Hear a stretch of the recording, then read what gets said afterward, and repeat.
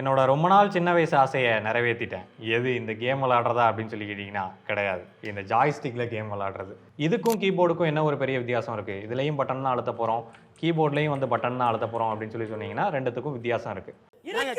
இப்போ நிற்கிற அந்த காரை மூவ் பண்ணணும் அப்படின்னா கீபோர்டில் நான் பட்டனை ப்ரெஸ் பண்ணும்போது இந்த காரு ஃபுல் ஆக்சிலரேஷனில் தான் போகும். பார்த்தீங்கன்னா தெரியும், ட்ரிஃப்ட் ஆகி போகுதா. அதே இதில் நமக்கு அனலாக் கீஸ் இருக்குது அப்படின்றதுனால நம்ம லைட்டாக ப்ரெஸ் பண்ணோம் அப்படின்னா அந்த ஆக்சிலரேஷன் லைட்டாக கொடுக்கும், அதிகமாக ப்ரெஸ் பண்ணோம் அப்படின்னா அது ஆக்சிலரேஷன் அதிகமாக கொடுக்கும். அதுன்னு மட்டும் கிடையாது, நம்ம டர்ன் பண்ணும்போதும் லைட்டாக திருப்பணும் அப்படின்னா லைட்டாக திரும்பும், அண்ட் ஃபுல்லாக திருப்பினோம்னா ஃபுல்லாக டர்ன் ஆகும். ஸோ அந்த மாதிரி இதில் அனலாக் கீஸ் இருக்குது அப்படின்றதுனால நம்ம எந்த கேம் விளையாண்டாலும் அதை அக்யூரேட்டாக விளையாட முடியும். இந்த ஜாய்ஸ்டிக்கில் நிஜமாவே நிறைய ஃபீச்சர்ஸ் வந்து கொடுத்துருக்காங்க. ப்ளூடூத் மூலமாகவும் கனெக்ட் பண்ணிக்கலாம், அண்ட் ஒயர் மூலமாகவும் கனெக்ட் பண்ணிக்கலாம், இல்லை இந்த ஒயர்லெஸ் ரிசீவரும் கொடுத்துருக்காங்க, அது மூலமாகவும் கனெக்ட் பண்ணிக்க முடியும். அண்ட் இதை வச்சு நம்ம சிஸ்டமில் தான் கேம் விளையாட முடியும் அப்படின்றதெல்லாம் கிடையாது. நம்ம எதில் வேணால் கேம் விளையாடலாம். சிஸ்டம்லையும் விளாடலாம், டேப்லெட்லையும் விளாடலாம், இல்லை மொபைல் ஃபோனில் கூட கனெக்ட் பண்ணி விளாட முடியும்.